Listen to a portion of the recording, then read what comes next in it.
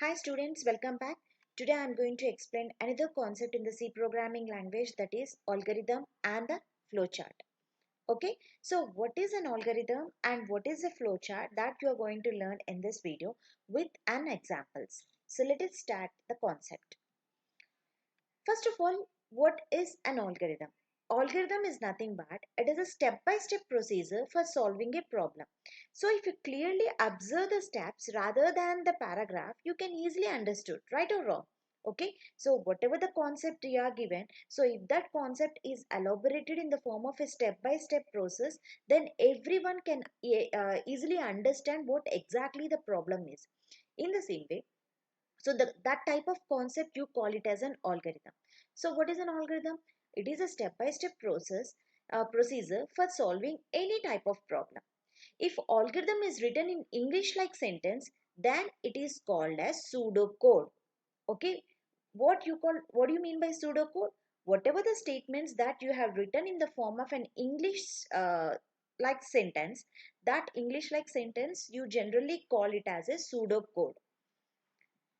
So now let's see the properties of an algorithm. An algorithm must possess the following 5 properties. So what are those 5 properties? Input, output, finiteness, definiteness, and effectiveness. So whatever the algorithm that you want to be right, first you have to take the problem. If you want to elaborate that problem, first try to write in a step-by-step procedure. So while writing a step-by-step procedure, you have to keep 5 properties in your mind. That is input. Input means an algorithm must have zeros or more number of inputs. So whatever the concept problem you are taking, that problem is having a more than a zero or more number of inputs. So the first step is algorithm must have to start with zero or more number of inputs. And output, algorithm must produce one or more number of outputs. Obviously, if you are working on a problem means you will get a result, that is an output. So that output may be a one or more number of outputs. So while writing the algorithm, a step by step procedure, you have to keep in mind what exactly the input is and what you are expecting the output. And your algorithm, whatever the step by step procedure you want to be right, so it should be finiteness, means an algorithm must terminate in countable number of steps. It is not an infinite. You have to declare the exactly what you want to do and what will be the result in a countable number of steps. So that's why the another property of an algorithm is it should be a finiteness. And definiteness means each step of algorithm must be stated clearly. That is the meaning of definiteness. Whatever the algorithm step you are writing, that must be stated clearly. And finally, the last property is the effectiveness. Each step of the algorithm must be easily convertible into program statements. That should be a clear. Means whatever the why we are using a algorithm in the C programming language. Why? Because whatever the program that you want to be write, if it is an algorithm is there, then you can easily convert to the C program. So that is an effectiveness. The algorithm must be easily convertible into program statements. Whatever is pseudocode you have written, that should be easily convertible into a C programming language. In that way, you have to write your algorithm. Okay, so these are the 5 properties that we have to be keep in mind. And this all whatever the algorithm that you are writing on a problem: input, output, finiteness, definiteness, and effectiveness. Now let's see a simple example. My problem is, what is your problem? So my problem is finding the average of 3 numbers. Finding the average of 3 numbers means, first, this is your problem. The first thing is, what is an input? So 3 numbers means you have to add 3 numbers and the average you need to be find out, right?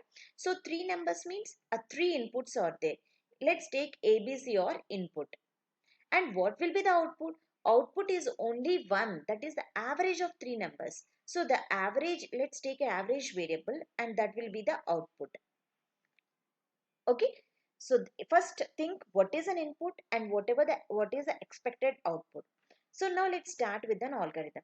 First start and then read 3 numbers A, B, C. Let's take 3 numbers A, B, C as an input and then compute. That is, let's take a sum as a variable.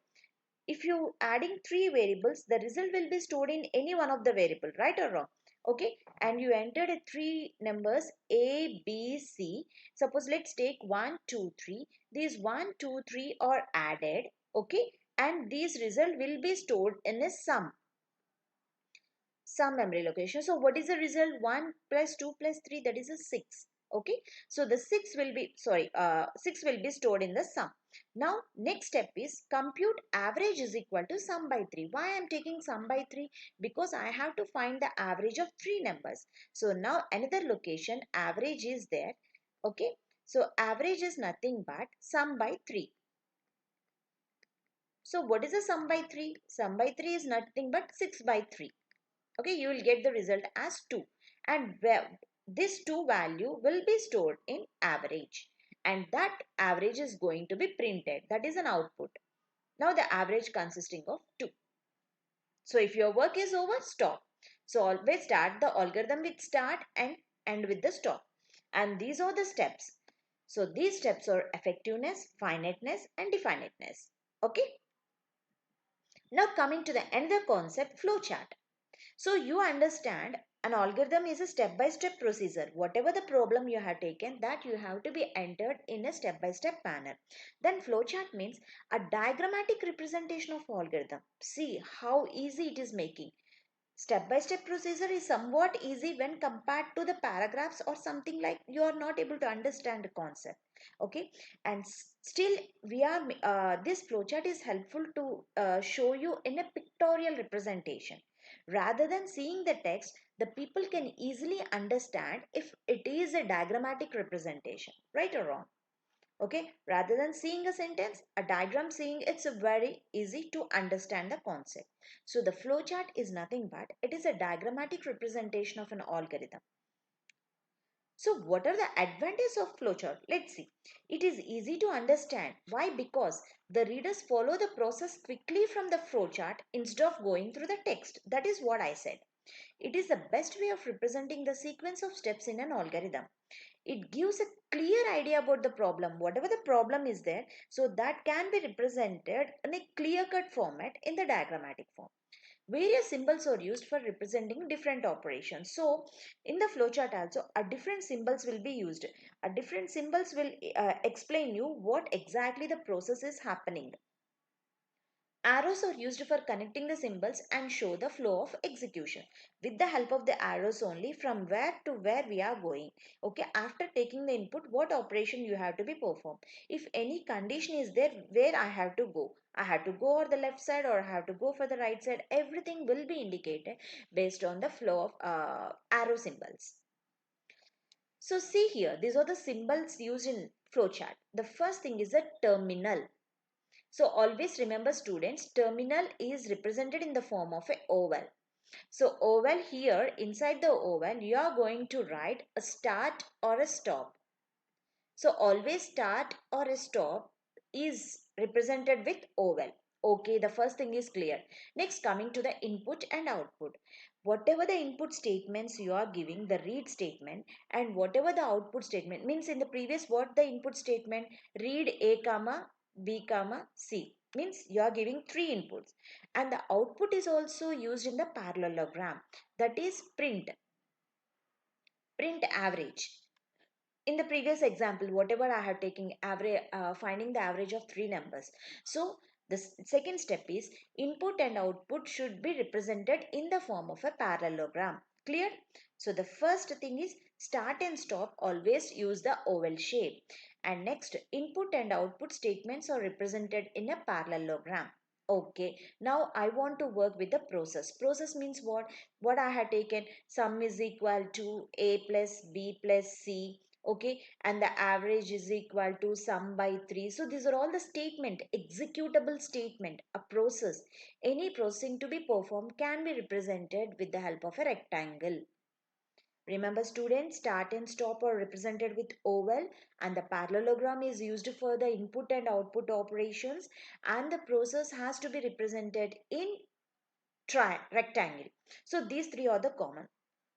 Now coming to the decision. Decision means it's always depends upon the if condition, if else means the while loop. So for all these we are using the diamond symbol. A decision operations that determines which of the alternative paths to be followed. And next, coming to the connector. A connector is represented with a circle. What is the use of the connector? It is used to connect different parts of the flowchart. If you want to jump to one flowchart to the another flowchart, let's try to connect with a circle, a connector. And then next is the flow. I already said arrow symbols are used to represent the flow. It joins two symbols and also represents the flow of execution. And another type of symbol is predefined process. So this is we will use rarely. A double-sided rectangle. See here, this is a rectangle with double-sided. That means modules or subroutines specified elsewhere. Whenever you are using the subroutines, you have to represent it in predefined process. And next is a page connector. A page connector is represented with the help of a pentagon. So what is the use of the page connector? A page connector used to connect a flowchart in two different pages. Next is for loop symbol. A for loop symbol is always represented with the hexagon.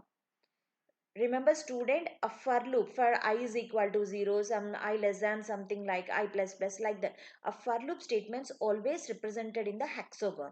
So this hexagon shows the initialization condition and incrementation of a loop variables. Okay, so pentagon is for page connector and for loop is for the hexagon. And the document, if you want to show the complete document, a printout should be represented in this format. It shows the data that is ready for printout. This indicates your program is over. If you want to print the statements, you represent it in the printout, which shows the data that is ready for printout. So now let's see a simple example of a flowchart. Take the same thing, a flowchart finding the average of three numbers. What I said, a plus b plus c, and the sum is equal to a plus b plus c. Right? What is what? A plus b plus c, and the average is equal to sum by 3. Okay, and finally I need to print the average. So this is an algorithm. So I'm representing this in a flowchart. I already said the start and stop should be represented in a oval. So next, input and output statements are represented in a parallelogram.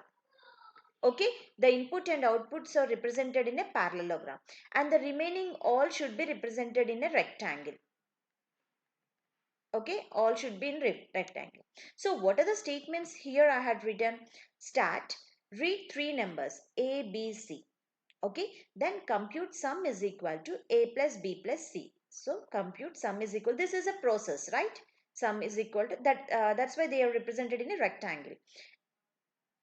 And next, compute average is equal to sum by 3. This is also a process. You have to represent it in rectangle.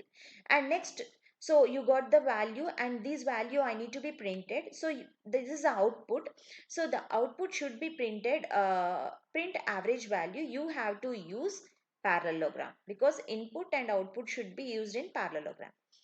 After that, you can use oval shape for stop the program. So this is the way you have to write the flow chart. So whatever the problem you have given, first either you can use the algorithm or you can use the flow chart. Both can give the clear clarity on what exactly your problem is. So these algorithms or the flow chart are very much helpful for writing the C program. Not only the C program, whatever the programs that you want to be executed, first try to write the algorithms or the flow chart. Then it is easy for you to evaluate the program while you're writing the program. So I hope you understand it clearly, students. Still, if you're having any doubts, please let me know. So I'm trying to upload the complete C programming language and data structures. So already the students are requested. Based on the student request, I'm uploading this subject first. So at the same time, I had started a new playlist where I'm going to explain you all the programs are different programs. Okay, so our different programs I'm going to be explained in a separate playlist, that is a C program examples. Okay, so don't miss it. Whatever the program you require, please ping me and I will try to provide solutions to your program also. Thank you.